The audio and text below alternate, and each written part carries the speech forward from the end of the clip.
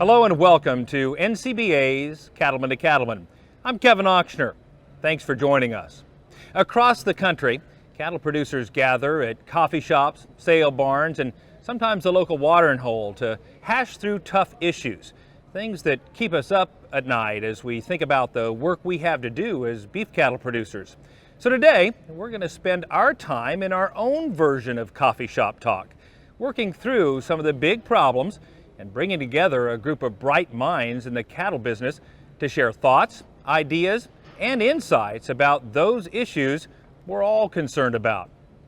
Joining me now are people who live and breathe the cattle business every day and who are ready to share some personal insights and concerns about where we are and the challenges we face as a beef industry. Let me first introduce the folks who are here with me today and have them share a little bit about their place in the beef cattle business. John Butler is with the Beef Marketing Group. John, tell us a little bit about your background. I manage a cattle marketing cooperative. It's called the Beef Marketing Group, and we are in Kansas and Nebraska. And we have 20 feed yards that we market the cattle for. And what we really focus on is trying to create added value through systems of consistency in terms of how we raise, how we feed the cattle, and our focus is on the consumer and on the end user. So we try to have the end in mind when we begin, and we play a role in that, trying to create added value for the cattle we get to feed. Very good. And with us also is Dawn Caldwell. She comes to us from Nebraska and also has farming operations in Kansas. Tell us a little bit about your background. Right. So I was raised on a farm or ranch where cattle were our primary income, and I didn't grow up to do anything different, I guess. So my husband and I have a cow-calf operation, and not huge, 150 cows, and we make a choice whether our cattle will go to someplace that John might manage in the end, or retain ownership at a feed yard, or do we sell at a local auction market. And we're very fortunate to have that choice come fall each year, but years like this, it starts getting to be a lot tougher choice. And we do that all together with our kids. We let them be our worker bees. Anxious to hear your insights. And speaking of auction markets, we have somebody with us that knows just a little bit about that. Clint Barry comes to us from Missouri, the Shelby State, and is a Superior Livestock Marketing Rep. Tell us about yourself, Clint. Thanks, Kevin. My wife, Jama, and I, and along with our family, run a cow-calf outfit in southern Missouri. And then in addition to that, as you mentioned, I work as a Superior Livestock Auction Rep, and I video cattle. Last year, I delivered cattle out of 13 states spread across the country.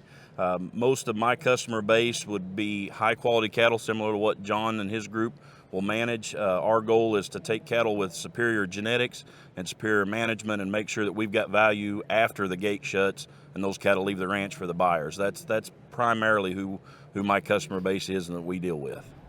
And finally, we have a face that is known across NCBA. He's the Vice President of NCBA right now, Kevin Kester, a cattleman from right here in California. Kevin, give us some perspective on your family operation. You bet, Kevin.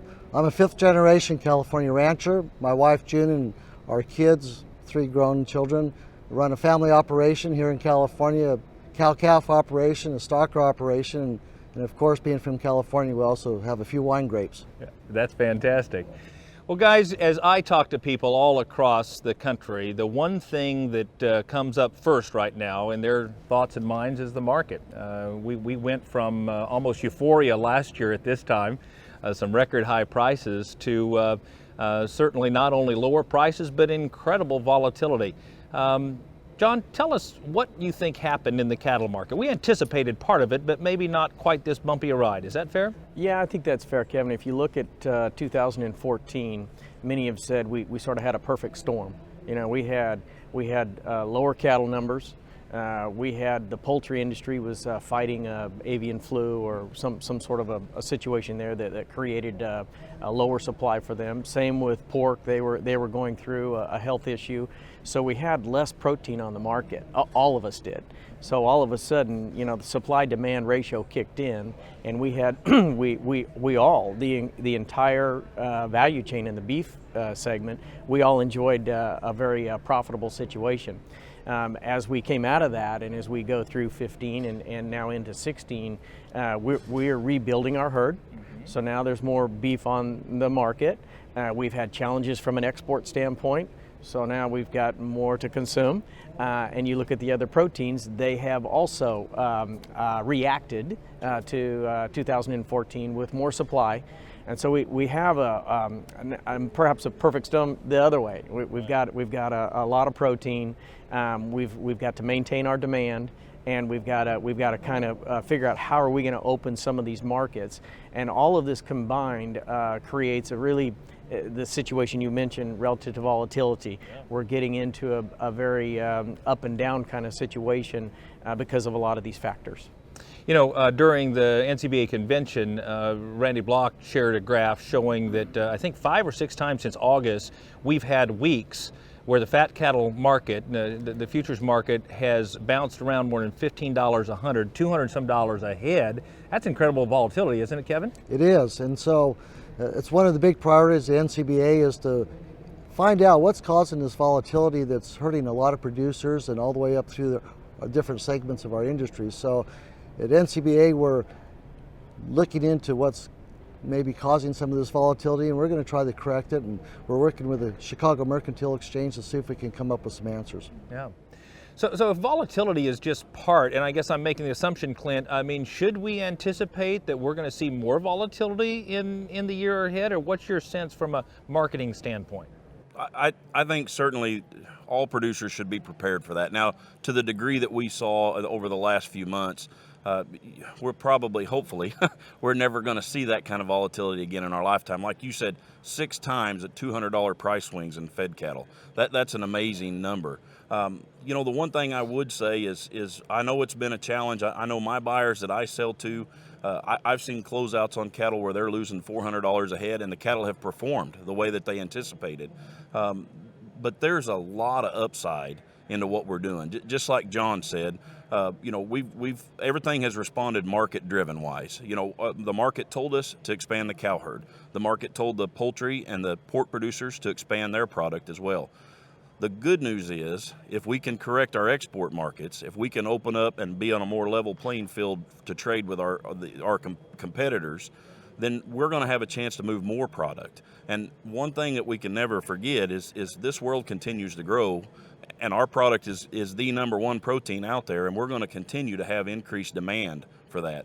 So while there's been, I'm not lessening the degree of volatility in the marketplace, we do have short memories. This is still the 3rd or 4th best market we'll ever see in my lifetime.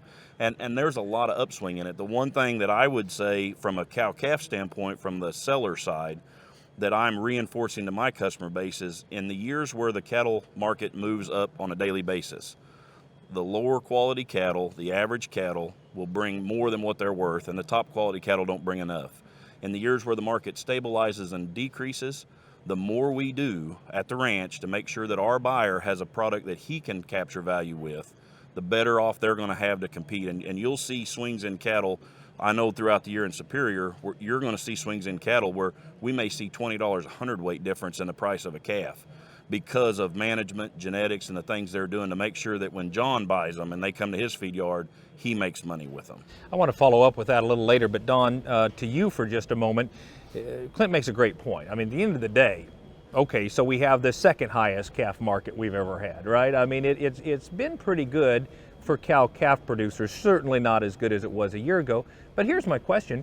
Do you think, with the people you talk to in Nebraska, is it dampening people's enthusiasm for rebuilding the cow herd, or what's your sense? You know, I don't know if enthusiasm probably yes, but then business reality sits in. And I'm hearing more people talk about the potential to dry lot cows. In Nebraska, we have a lot of low-cost corn right now, a lot of cheap grain. In fact, then what happens, it becomes really profitable to chop that corn, make it silage, don't put it in the bin, and use it to feed some females and walk that corn off of the farm instead of taking it to the elevator. So that, you know, we have a lot of grain in the country right now and a lot of carryover stock, and people are going to plant a lot of acres again. So that changes perspective of what some cow people might do. Those who don't have access to a dry lot situation for females, they're not shrinking their herds any just based on this year. I can guarantee that. And they're making a lot of consideration into all of the all of the stuff that we've all been working on now for 15, 20, 25 years, and that's how can I do a better job of intensive grazing? How can I do a better job of managing my genetics and having the high quality cattle and making sure the healthcare is right, just like Clint speaks of. We all learn at a young age. If we learn correctly, I believe, expand in the tough years, so you're ready and have the numbers in the good years. And I think a lot of people are thinking about that. This is a great discussion, and I appreciate your insight.